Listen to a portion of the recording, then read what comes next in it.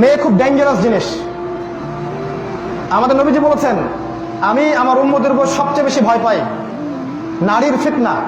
কারণ বনু ইসরাইলের মধ্যে প্রথম ফিতনা এসেছিল নারীর ফিতনা।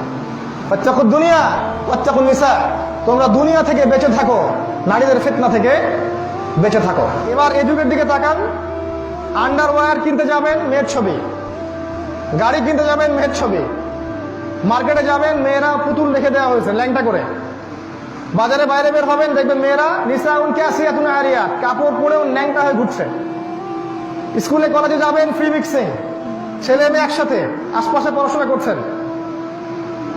আপনি স্কুলের থেকে চাকরি জীবনে যাবেন, কলেজে যাবেন, সেখানে দেখবেন মেয়ে ছেলে ফ্রি মিক্সিং, কো এডুকেশন, একসাথে বসে গ্রুপ স্টাডি করতেছি, হ্যান্ড নোট এক্সচেঞ্জ করতেছে, অ্যাফেয়ার হচ্ছে, কফি খাচ্ছেন, ঘুরতে যাচ্ছেন। কিভাবে প্রশান্তি পাবে